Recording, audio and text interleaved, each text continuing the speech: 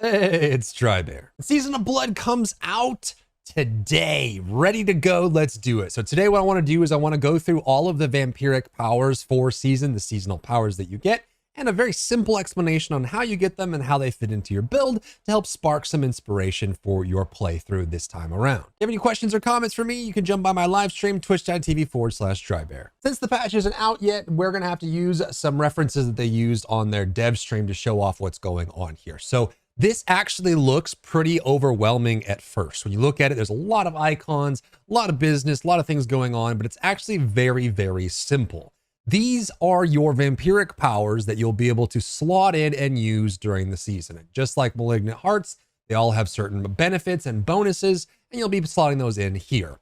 Each one of these powers has a requirement for what you need to have equipped to activate them. These are your pacts that you'll be able to equip on gear. All of your gear, as you can see here, has its own list of packs that it has available, and you just need to meet these requirements based on the vampiric powers that you have activated. You'll be able to slot these in without having the packs required, so you know what you need, and then you'll have to put them on your gear in order to activate them, which is pretty straightforward, and that's the core of what you're going to be doing. Now, the vampiric powers are split into two categories. There's minor and major powers. The minor ones need anywhere from 1 to 3 total packs to activate, and the major ones need 6 total to activate and are much more impactful. So as you go through the seasonal storyline, you'll be activating and collecting these powers, and then you'll be getting gear depending on the world tier that you find it in, and putting packs on them that in the certain combination, playing that little puzzle, figuring out how to get the certain amount of each different of the 3 types of packs to get the powers that you want. And keep in mind that the order that you slot these powers in is the order that it will consume the packs that you have. So say that you have, you need 5 eternity packs in order to activate 2 different powers, and you only have 3 in, it's going to fill in the first power that you slotted in first, and then it's going to move over to the next one and keep filling that out until you have all your powers activated. So that's kind of the core of the gearing system. And as you push later and later into the game, the vampiric powers can be upgraded with potent blood, which is a special resource you get during the season. And you can upgrade them to, I believe, a max of level 3, which means you can make them stronger and stronger. So that is the core of the vampiric power system. Collect loot, do seasonal activities like blood harvest and reputation, be able to collect potent blood to upgrade your powers, and just make sure that you have all of your vampiric powers equipped on this screen, and then have them all active with the required number of each type of pact by putting those on your main gear slots, your helm, your chest, your gloves, your pants, and your boots, as you can all see on this screen. It's actually very simple. It's just there's a lot of individual details that make it seem like it's really complicated up front. So now that we know how the system works, let's go through the individual powers so we're aware of what's going on. And hopefully these end up creating some brand new play styles that we have never seen before, because they fill in some gaps that didn't exist in the power system. So the minor vampiric powers, as I mentioned, will be anywhere from 1 to 3 pact requirements in being able to use and activate them. And the first one is the vampiric power of anticipation. Anticipation makes it so your ults have a 20% cooldown reduction. So on top of this, with the new generic unique that allows you to lower your cooldown on your ultimate by dashing through flicker step, you'll be able to do some really cool combos with insane ultimates. There's actually some ultimates in the game that if they got low enough on cooldown could actually be entirely broken. On top of that, you get a damage increase for each nearby enemy affected by your dot effects. So anticipation could be really fun for bleed or poison or even shadow dot for Necromancer. And it does require 1 divinity, which is one of the 3 types of packs in the game. Coven's Fang is a vampiric power, a minor vampiric power that is for pet play. Your conjuration for sorcerer, companion for druid, minion for necromancer, and bat familiar, which is a vampiric summon that anyone in the game can get regardless of class. All of your pets, your summoned pets, depending on who you are, deal increased damage to targets that are crowd controlled. You also gain a lucky hit that makes it so your pets have up to 30% chance to inflict vampiric curse when hitting enemies.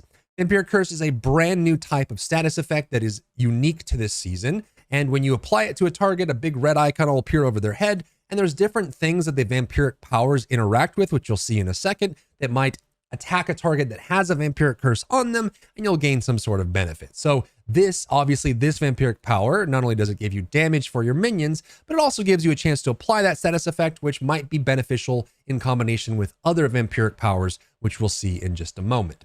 Domination is a pretty fun one. This one requires 1 ferocity for the pact requirement. You deal increased damage to enemies who are stunned, immobilized, frozen, or fear, which is all the hard CCs in the game. If they're also injured, which means below 35% HP, and not an elite, they're instantly executed. So this can be super fun for high CC builds. Now, I think there's definitely been some questions around high CC builds being extremely effective because there are diminishing returns in the game. So when you do high level nightmare dungeons or difficult bosses that can't be stunned, sometimes this gets a little bit weird, but if you can stagger a boss, you get a bunch of bonus damage from it.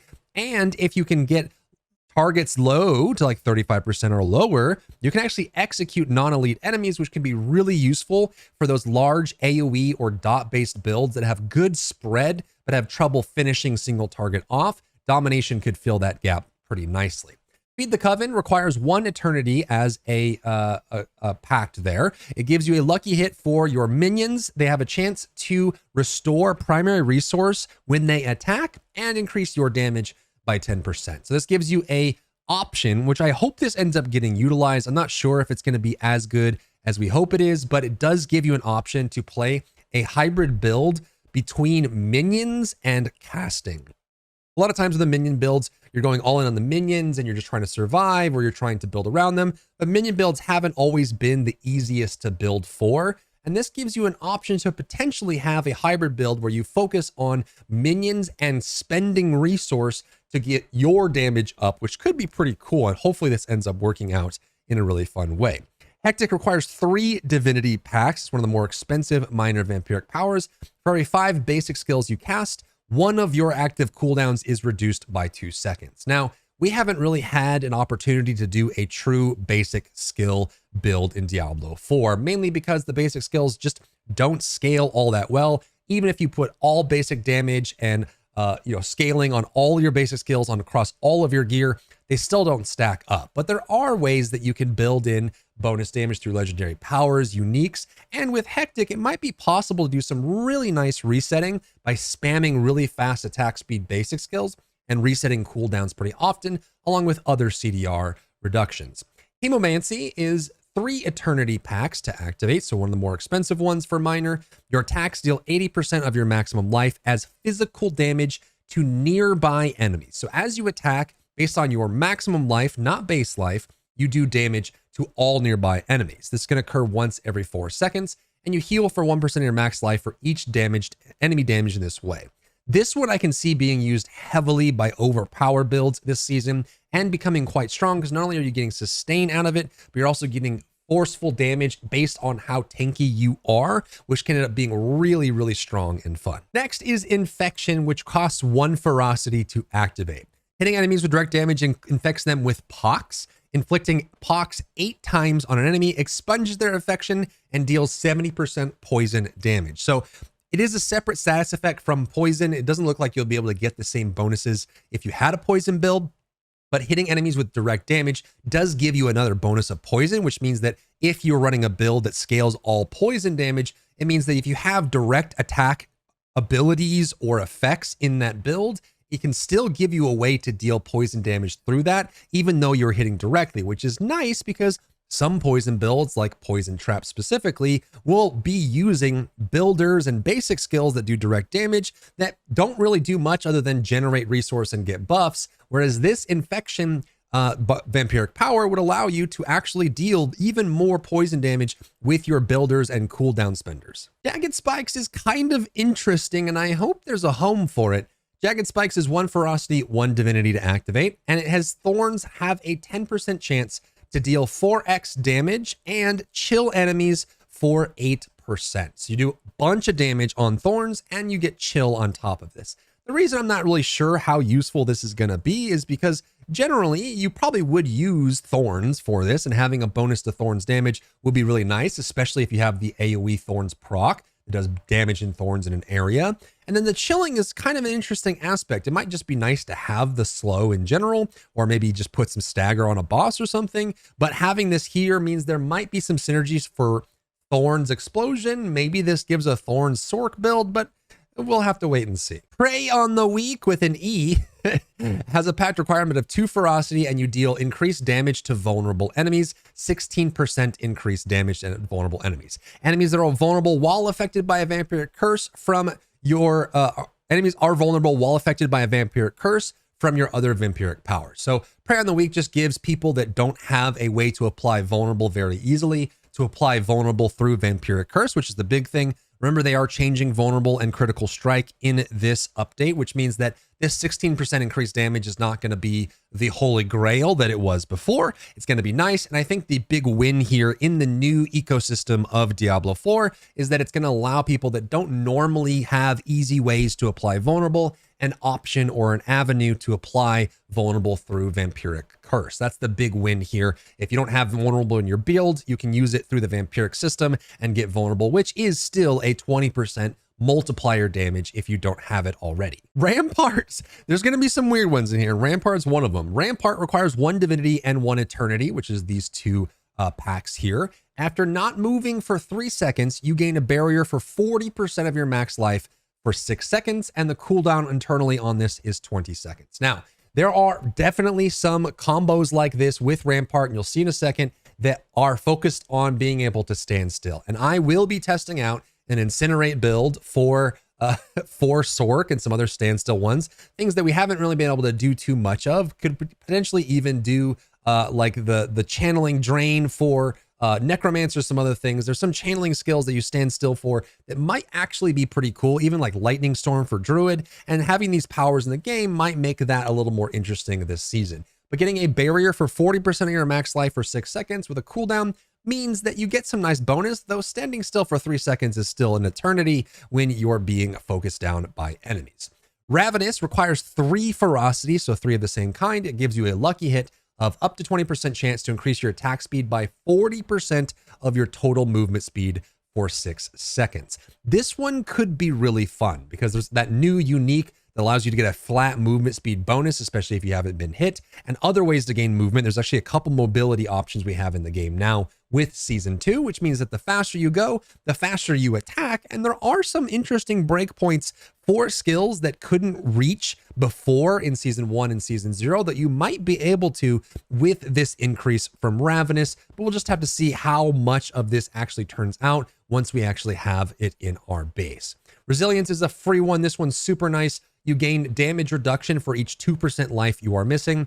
I imagine this is going to be pretty standard in many builds. As you get lower and lower, you get free damage reduction. And of course, the maximum is going to be what, like 49% or 48% damage reduction when you're at like 1 life. So that's going to be really nice to have on top of that. And it will be a nice additive boon on top of everything else. And I expect this to be pretty standard in almost every build. Sanguine Brace is 1 divinity, 1 eternity. And when you kill an enemy, you gain Fortify for 6% of your base life. Now, keep in mind that the Fortify in the game has been changed from skills to fortify you for maximum life. Now, I'm not sure if this was intended to be base life. This one isn't going to be as insane, but it does give you another source of Fortify if you're running with a Fortify build or an Overpower build, which I think a lot of people will this season. And while you have more Fortify than half of your maximum life, you gain critical strike chance. And remember, it's very likely that you can do, there's a unique that allows you, there's a legendary that allows you to overpower crit now. So there are critical strike overpowers. They won't crit by default. It'll just add the crit and the overpower together like it did before. But there is a new item that allows you to use your critical strike chance to critically strike and then add that damage or scale the damage of your overpower, which in essence is making your overpower crit. So this does give you an option for overpower, and I'm guessing that this will be run in most overpower builds. Terror requires 1 of each of the 3 different type of packs, and when you are struck, you have a 14% chance to fear nearby enemies and slow them by 80% for 2 seconds. This is actually an insane slow, and the fear is nice because not only will you add stagger to bosses, it gives you some breathing room on some of the melee chargers that may come in on you and hit you really hard, and you get to fear them away. You also get the chance to apply some of the other benefits. We know before you get bonus damage to enemies that are hard CC'd. You might have a build that relies on hard CC, so having this here does give you some interesting avenues to follow, and you are guaranteed to critically strike any enemies who are feared. So if you have a build that is focused on fear specifically, you can add a new fear source into the game, into your build. You can add a slow on top of it, and you can also do guaranteed crits to enemies who are feared. And usually any build that guarantees critical strikes means that you can spend more of your gear getting crit strike damage instead of crit strike chance, because you obviously have a way to guarantee those critical strikes. This one is conditional for sure. It could end up being bad, but it also could end up being really, really awesome, depending on what class you are and what build you are and how much access you have to fear, and also how fast you're clearing too, because keep in mind, there are still some pretty heavy diminishing returns to applying hard CCs to the same enemy over and over. Undying is the last minor vampiric power on the list. This requires 1 eternity, and casting skills heals you for 3% life. Double this bonus when you're below 50% life. So it says casting skills. This could work for basic skills, and if it does, it might be pretty fun to run with the attack speed from Ravenous, or even with just some basic spamming builds. You might be able to get some pretty insane self-sustain just by casting skills, and I'm not sure if there's going to be any major limitations here, but based on how they described it to us, it could be that this is just free healing for builds that use a lot of abilities. And that concludes the minor vampiric powers. Those cost anywhere from 1 to 3 packs to activate, and there are also 7 major vampiric powers, and all of these require 6 total packs to activate, either 6 of one type, or a combination of those depending on which packs you have available. So how you decide to distribute the packs you have on your gear and the maximum amount of packs you can have total allows you to activate some major powers that do some pretty insane things. The first one is Accursed Touch. This requires 6 divinity packs in your gear in order to activate properly. This gives you a lucky hit of 44% chance to inflict the seasonal debuff Vampiric Curse on enemies, which we know we have some interaction from the minor curses. Enemies with Vampiric Curse have a 15% chance to spread it to other surrounding enemies, and Accursed Souls deal 200% increased damage. So remember, we have that minor power that allows you to, any target that gets hit with a Vampiric Curse is automatically vulnerable. You can make it so that when they get vulnerable, you can apply more Vampiric Curse to enemies, and that Vampiric Curse can spread. So again, if you're a build that doesn't have easy access to vulnerable, this vampiric power plus the minor power would be a very easy way to put that into the build and fill that gap for you. Bathe in Blood is the combination I was talking about earlier with the stand still and get barrier while you're channeling. Bathe in Blood is 3 divinity and 3 eternity. While channeling a skill, you form a pool of blood beneath you. So you have that stand still bonus that you're getting from the minor, and then Bathe in Blood would be a major. While channeling a skill in a pool, your channeled skills deals 40% increased damage, and you gain 30% damage reduction. A pool can only form once every 8 seconds. So when you put the pool down and you stand in it, your channeling skills do more damage and you get damage reduction. We know there's also the unity thing that you can use when you stand still. You get damage reduction. We can also get the barrier bonus when you stand still. So I think there's going to be a lot of options for channeling skills this season that might actually end up being really, really cool. Blood Boil requires 6 eternity packs to activate. When your core skills overpower an enemy, core skills only overpower an enemy, you spawn 3 volatile blood drops, and this is class agnostic. Collecting a volatile blood drop causes it to explode, dealing 60% physical damage around you.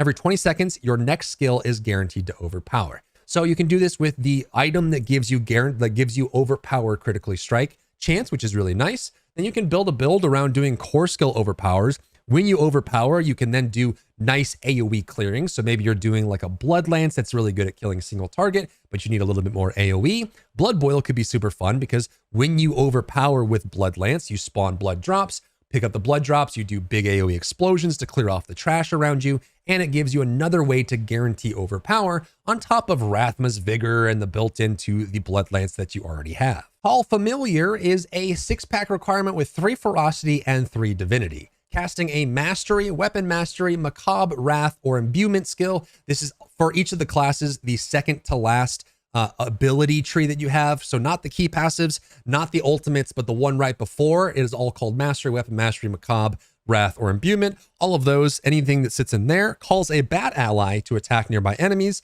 which functions almost identically to the Raven for the Druid, if you're familiar, dealing 80% physical damage with a 30% chance to stun. I can't see this one being crazy strong, mainly because all of the abilities in these categories tend to have pretty long skills, cooldowns, but some of these can be reset. So like imbuements, there's a new imbuement legendary that allows you to reset the cooldown on your imbuements pretty quickly. There might be even some like the rip for Barbarian, or maybe even like the death blow. You might even be able to do like some corpse tendrils, things like that, or maybe even Boulder getting reset quite a lot. There might be some really easy ones that you can pick up here to reset here that gives some physical damage when it hits, and the chance to stun would be nice. There are some builds like Earth build for Druid that rely on stuns quite a lot, and so this could be an easy option to get in, but it is pretty expensive for what it gets. So I'm not completely sold on this one being insanely good, but we'll just have to see. Maybe it scales well late into the late game.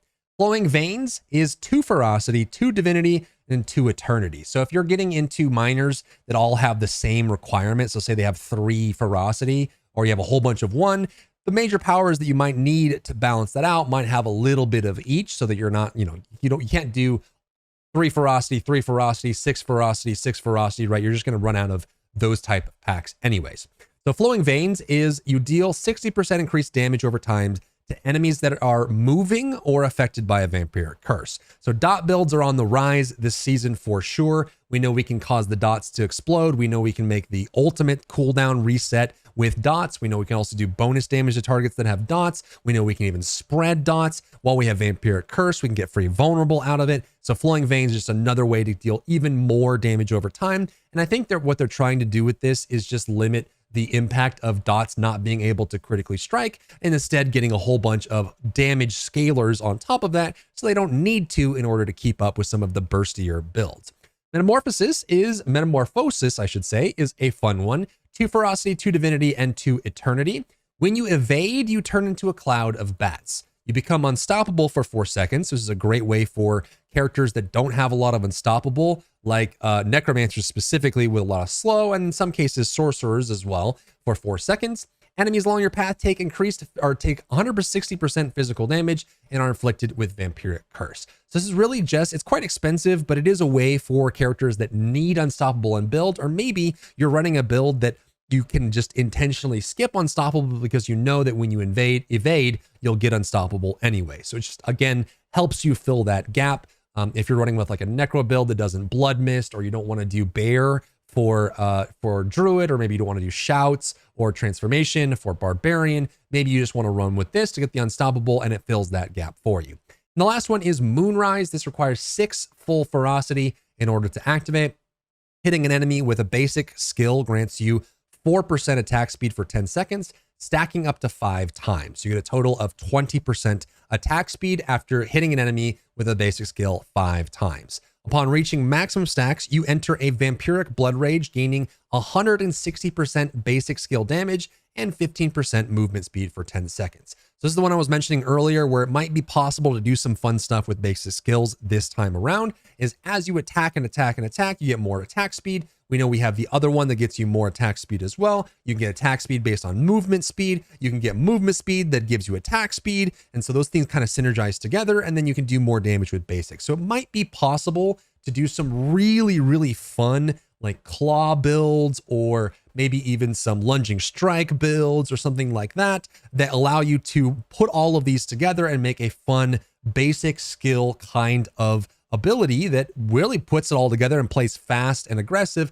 more like some of like Diablo 3 builds that can be intense and fast and move around a lot. We also know that there's another one, of course, that gives you a chance to lower the cooldown on a skill when you use a skill. Some of that can really work nicely if that does trigger off of basic skills as well. So all that can go well in together. So those are the vampiric powers and how they work. I hope you guys enjoy the new season. If you found value in the video, leave a like down below, leave a comment for the algorithm to help this video get seen by more people, and I'll see you on the live stream. If you enjoyed yourself today, leave a like down below. You can support me and my work on Patreon and view Patreon exclusive content, link in the description. Thank you so much for tuning in, and I'll see you in the next one.